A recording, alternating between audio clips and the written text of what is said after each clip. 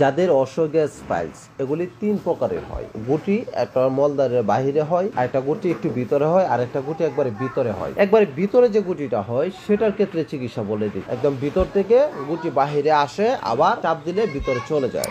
আপনি যখন টয়লেট করতে যান তখন এটা বাহিরে আসে, অথবা বসলে এটা বাহিরে আসে। যখন দাঁড়াবেন তখন দেখবেন যে আপনার ভিতরে চলে যায়। আপনি যখন বসবেন তখন দেখবেন যে গুটিটা বাহিরে আসে, আবার যখন দাঁড়াবেন গুটিটা ভিতরে চলে যায়। এই রোগের ক্ষেত্রে আপনি এটা কিভাবে সমস্যাটা সমাধান করবেন? আপনি আম পাতা নিবেন এবং জাম পাতা। আম পাতা 25 গ্রাম, জাম পাতা 25 গ্রাম। এটা 1 লিটার পানির মধ্যে ভালো করে সিদ্ধ করবেন। ভালো করে সিদ্ধ করে এই পানিটা সেকে নিবেন। যখন কুসুম গরম থাকবে তখন আপনার বসলে যখন গুটিটা বাহিরে আসে তখন ওই গুটির মধ্যে কি করবেন, এই পানি দিয়ে এটা দৌত করবেন। পানি দিয়ে এটা দৌত করবেন, তাহলে এটার আম পাতা জাম পাতার পানির যে একটা কষ, এটাকে সে আস্তে আস্তে শুকিয়ে ফেলে, ছোট করে ফেলে। এবং এর পাশাপাশি আরেকটা ওষুধ প্রয়োগ করবেন, মাজুফল এবং ফিটকারি দুটাকে সমান সমান নিয়ে এটাকে পাউডার করবেন। পাউডার করে সেই পাউডার পানি দিয়ে ধোয়ার পরে এখান থেকে একটু পাউডার নিয়ে ওই গুটির মধ্যে আপনি ছিটিয়ে দিবেন। ছিটিয়ে দিয়ে আপনি যখন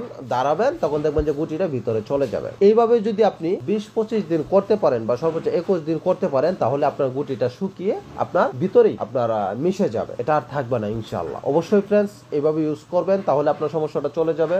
ভিডিওটি যদি ভালো লেগে থাকে তাহলে প্লিজ একটু শেয়ার করে দিবেন, এবং অবশ্যই যদি এখনো পেজটি ফলো দিয়ে না রাখেন তাহলে অবশ্যই ফলো দিয়ে রাখুন এই ধরনের নিত্য নতুন ভিডিও পেতে।